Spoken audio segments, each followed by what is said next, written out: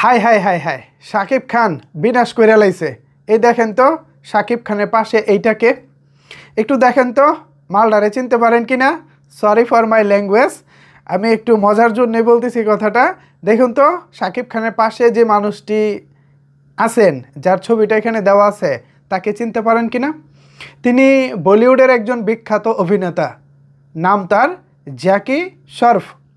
এবার বলিউডের এই বিখ্যাত জ্যাকি শ্রফ থাকছেন শাকিব খানের আপকামিং প্রিন্স সিনেমায়। এ বিষয়ে আজকে নিউজ করেছে ভারতের কলকাতার জনপ্রিয় বিখ্যাত পত্রিকা আনন্দবাজার। চলেন আনন্দবাজার কি বলেছে এ বিষয়টা আগে দেখে আসা যাক, তারপর এই চমক নিয়ে বিস্তারিত আলোচনা হবে। সো আনন্দবাজার বলতেছে,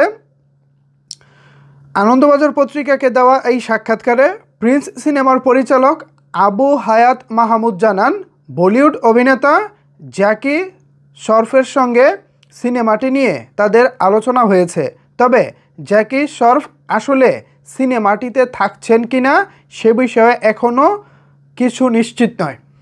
আসলে ব্যাপারটি এরকম না, ব্যাপারটি হয়েছে মুচকি হাসি দিয়েছেন, মানে এখানে মুচকি হাসিটাও উল্লেখ করা হয়েছে।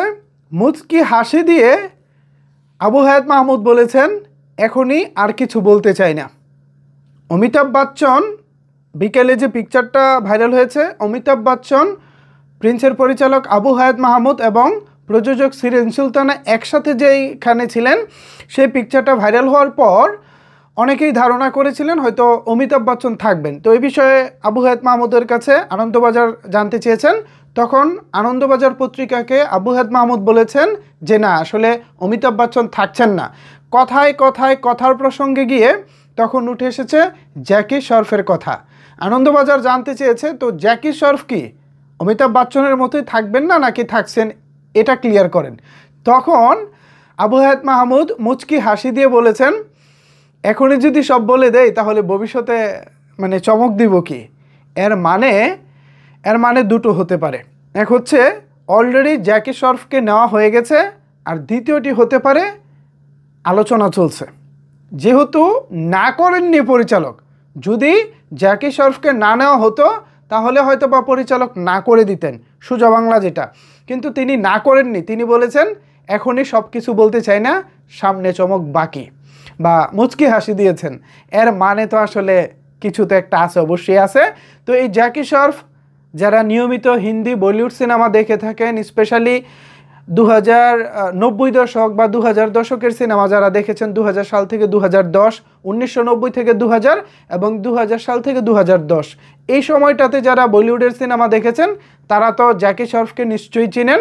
আমি এই ভদ্রলোককে খুব বেশি চিনি না, বিকজ আমি হিন্দি মুভি খুব একটা দেখি না, আগেও দেখতাম না, এখনও খুব বেশি আলোচিত না হলে দেখি না। যেগুলো অনেক বেশি আলোচনায় থাকে, সারা সোশ্যাল মিডিয়া জুড়ে আলোচনা হয়, মূলত সেটাই দেখা হয়।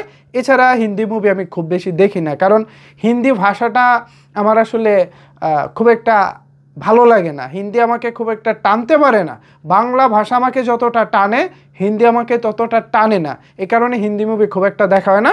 তো এই ভদ্রলোককে যারা চিনেন, ভদ্রলোকের কাজ সম্পর্কে যাদের আইডিয়া আছে, তারা একটু কমেন্টস করে জানান, ইনি যদি শাকিব খানের প্রিন্সে থাকে তাহলে ব্যাপারটি কেমন হতে পারে। এই যে নিচের কমেন্টস বক্সটা আপনাদের জন্য ওপেন রইল। ধন্যবাদ সবাইকে এতক্ষণ আমার সাথে থাকার জন্য।